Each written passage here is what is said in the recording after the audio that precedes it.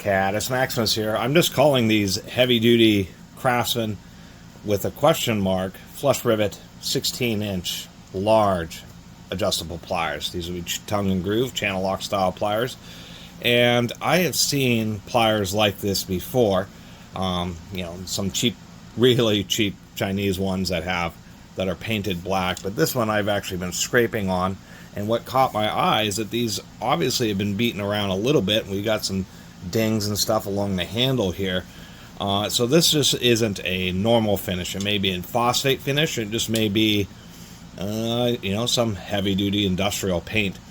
But what kind of made me say Craftsman is them and, of course, the Western Forge built pliers right towards the end, I would say in the last 5 or 10 years of U.S.-made Western Forge Craftsman tools. They had a series, and I've done a few videos of smaller ones of these flush rivet tools, and they had, slip joint plier, regular 2-position slip joint pliers, channel lock style pliers, and I think a couple other sets of pliers that were traditionally either a nut and prevailing to, a nut and bolt, or a permanent rivet, kind of like these Doyles, or like the slightly really old channel locks actually use nut and bolt, and then they switch to hot rivets.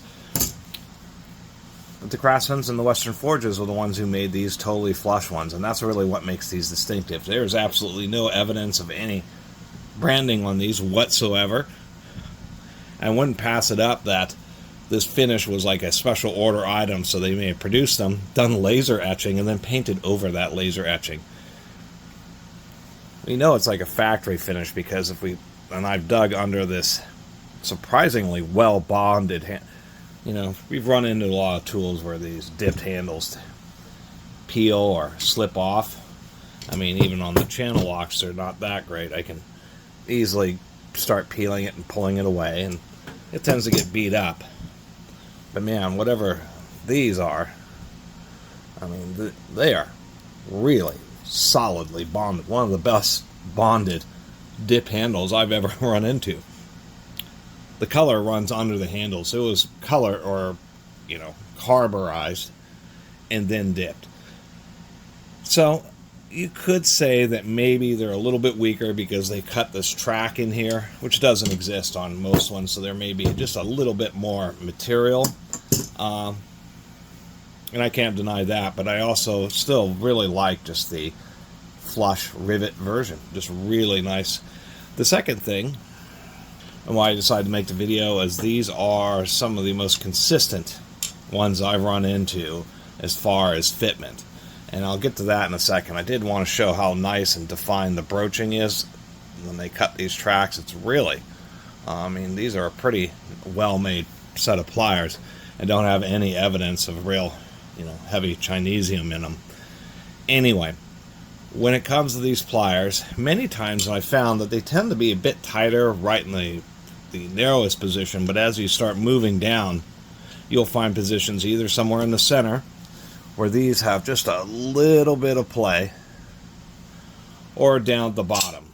And these are actually just a little bit tighter, maybe about the same, but in any position that I've put these in, these things are just magnificently tight, really well made, almost too tight. These are the type of pliers that are used, they get tossed around in toolboxes and get beat up.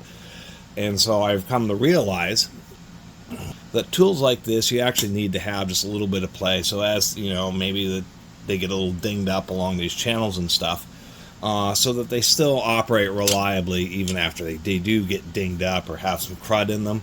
So having ones like this I really like as a tool collector, just because they're a really nice tight set of large 16-inch adjustable pliers. I also like the fact that they're straight jaws, where a lot of big pliers do what the Doyles do, which is put a bit of a curvature in there to attempt to give the jaw a little bit more bite, but I still tend to prefer good old straight jaws. The Doyles are a great example of what I was just talking about, where in the top position, I still recommend these because they're cheap and they're the only 20-inch set that you can really find on the shelves. Channel Lock does have a 20-inch set as well.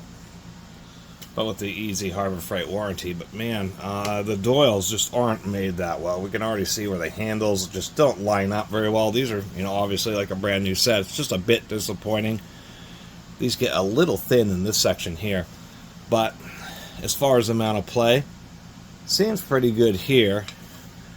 And this, I've actually bought and returned a set, and the second set, which is these, has the same issue, so I just stuck with them. We get to the middle position, and there's quite a bit more play. And we get all the way down here at the bottom. I mean, look at that. It's just I mean, that is a huge amount of play. I mean, if we go to the next slot up, it's being supported by the rivet at the very bottom slot. But you can see it's wanting to come out of that slot pretty good. They generally work okay, but it's just, this is just too much slop. And they all, I mean, we can see the rivet there. It's just, it's unfortunate. And what it is, it's indicating that when they machine this, that there's a slight taper to this. And for their price and their beater nature and the warranty, I suppose they're okay, but they're just kind of disappointing. And what I meant by like definition of the broaching, interestingly enough, these ones I'm calling Craftsman have wider broach area than they do on the Doyles. But if we look at the Doyles, there's just, you can see there's a bit more modeling to the surface. If we look at these corners, they're pretty rounded, not well defined. I mean, they're machined okay. These are actually Taiwanese ones, but you know, there's a little flat and a ding there. It's just a little, you can see machining marks down the bottom of the grooves. When we look at these, actually you can see a little bit of machining marks, but they're just much smoother finish, much more consistent and squared off edge. They just appear to be a much better made tool, and so that's why I finally why I decided to buy them, because I was like, you know, I had these big Doyles. They're just a bit disappointing. That's the easiest way to put it. The big Doyles are a bit disappointing. They're about what you expect for the price. Channel locks are generally in between. Some channel lock sets are a little bit looser than others.